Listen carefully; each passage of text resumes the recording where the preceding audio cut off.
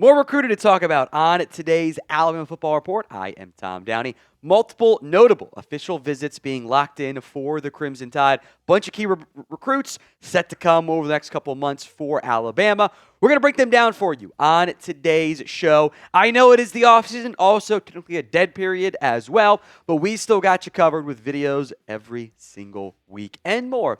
Latest news and rumors, recruiting updates, transfer portal coverage, which is now essentially dead, but we'll do it each offseason anyway. Spring and fall ball talk going into the games themselves. Hit that sub button. Help us get to 38K here on the Alabama Football Report. Upcoming visits that were all kind of recently reported, announced, planned, or set up with maybe some dates TBD. First up is Xavier Sabb, the five-star athlete, brother of Amari and Keon, of course, by the way. Set to visit at March, not an official visit, TBD there. Will be in town for the A-Day game as well. Will have an official visit, he told on 3. Exact details, not quite clear yet when that's going to happen. He did visit in the fall as well, in season. He was supposed to come in January, and then the storm that hit so many in the South and lower Midwest canceled those plans and prevented them happening. So the March visit, I think, is mostly just kind of the edit there. Sabb did put out his top 10 back in November. It featured Alabama, Georgia, Miami, Nebraska, Notre Dame, Ohio State, Oregon, Tennessee, Texas A&M, and USC. Bama with both of his brothers in the program, obviously a big fit. Notre Dame, Oregon certainly stand out as some other teams to monitor in a far from finished visit here. This is what Xavier Sabb had to say, acknowledging, at the time he said his brother was here. This is an older, like month or two old recruit to rivals, he said this to. The biggest things for me are finding a winning culture, a chance to play early, and a school where I can develop in football and life. I would like to play receiver. If I had a chance to play both ways in college, that would be great too. As for a time frame, I want to commit in the summer after taking all my visits. You feel like Bama maybe has pole position, so to speak, with Xavier because they've got his two brothers in the fold, but we've seen brothers go to other programs and not stick around there. He's a five-star recruit. He is listed as an athlete out of New Jersey where, Bama's done some good work in recent years on the Jersey side of things, or in New Jersey, I should say. I think it'd be a great get for the Crimson Tide. Like, they don't have enough receivers in general. Ryan Williams seems, hopefully, that's actually the goal, I think, is to leave, go off to the NFL after this upcoming season. I think there is a pitch of early playing time as possible for Xavier. So will the Crimson Tide land him? Y for yes, N for no. Let me know in the comment section of today's show. Let's go to defense here. Four-star edge KJ Green is going to visit multiple times over the coming months, by the way. He has a multi-day visit planned for March 26th to 28th. That is not his official visit. Unofficial, school's not paying the way there. His official visit is set in June from the 18th to the 20th. And then he's got a planned commitment that's been listed on 24/7 and Rivals, I believe, for August 8th. So you have the general time frame there. You'll probably have the silent commitment in advance. He has said the two schools that stand out to him the most are Alabama and South Carolina, which Gamecocks have done a pretty good job relative to, I think, like their own expectations of recruiting. You're also going up against Bama. Can Bama pull it off there? Here's what KJ Green told Rivals about the Crimson Tide. Alabama is a winning program and gets guys to the NFL. Nothing is guaranteed, but I feel like you have a better shot at making it if you're at Alabama. My goal is to be the number one pick in the NFL draft someday, and I really feel like a school like Bama can help me get there. They have a history of producing pass rushers, so there is a lot to like.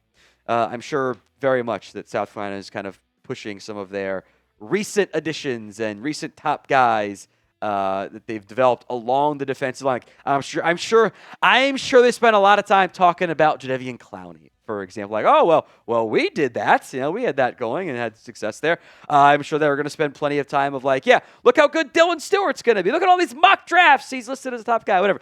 Number 63 overall. Again, all of our numbers here in the 24/7 Sports Composite. Number 7 edge out of the state of Georgia, by the way.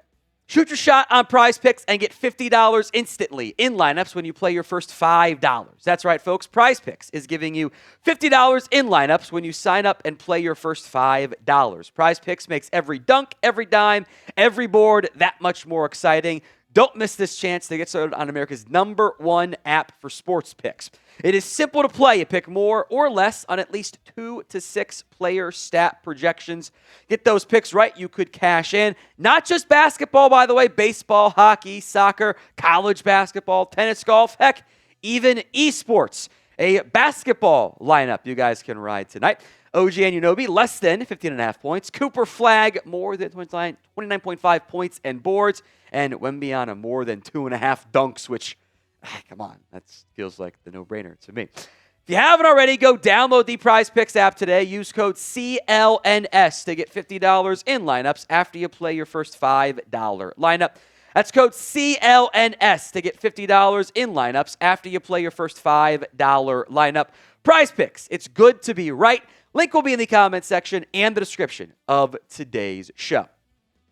Next up is Elijah Butler, who for now, emphasis on the for now part, not ranked in the 24/7 Sports Composite rankings. He's set to visit June 5th to the 7th.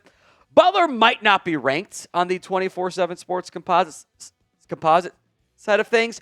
As we'll get into later, Bama, I think, is just ahead of the game. And the recruiting services, as they often are for juniors and sophomores too, they're just not there yet. Elijah Butler on his Bama offer that came in last month. It felt great because that's one of my dream schools. Coach Jones came by. We went out to dinner. He's a great person, honestly a great coach. He told me that he loves my ball skills, how I flew around the field. Elijah Butler might not be ranked yet, but you can look at this offers list and go, okay, yeah, he's going to be at least a 3-star, maybe higher. Bama, Auburn, Indiana, Miami, Michigan, Ole Miss, Oregon, A&M, the Hokies were one of his first offers. I think it was Virginia Tech and BC, I think, were the first two teams to offer him before the calendar year turned over. Wisconsin, that screams at minimum 3-star, if not more. It's just the recruiting services aren't there yet. Being early on, guys, is a good thing. I mean, they've done that with, like, Keelan Russell was not as highly touted before Bama flipped him. So overall, knowing it's early, we don't have the results yet, per se, outside of, like, the class rankings. Grade Kalen DeBoer and Courtney Morgan's job as kind of the heads of recruiting for the Crimson Tide. A, B, C, D, or F. Back to a ranked player, Brandon Lockley, the 4-star linebacker. 3 notable official visits coming up for Lockley. Alabama at the end of May, Duke on June 5th, and then Nebraska on June 12th. Here's what Lockley had to say. Bama is first class overall. The coaches, facility, and location. During my visit, I was able to see what a special place Alabama is and why they're always at the top of college football. By the way, if you're unclear, Lockley's the guy with the dreads and not bald. Just so we're clear, kidding. 4-star, 222 overall, 13th ranked linebacker. I will make note, by the way, I wouldn't be surprised if Penn State gets onto the official visit list. They hadn't offered Lockley until recently. I think it was last week in that time frame, inside the last 10 days. So I wouldn't be surprised if the homegrown kid adds Penn State to that visit list in the not too distant future. Excuse me.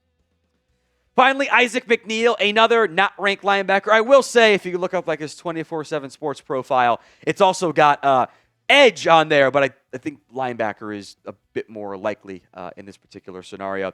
Again, not ranked, but look at that visit list and tell me he's not going to be at least a top 500 recruit when it's all said and done. Like, in general, the teams are better at this than the recruiting services because there's more of them and they get a good feel for it. Anyway, A&M on June 5th, Florida on June 11th, Alabama on June 19th. He's not ranked yet as 24/7 Sports, as Rivals, as On3, I guess they're the same now, as ESPN, if we still want to value those. As all the recruiting services actually get caught up, I fully expect guys like McNeil, guys like Butler to be ranked, and potentially highly ranked as the Crimson Tide do their damnedest to put together a top-shelf recruiting class in the class of 2027.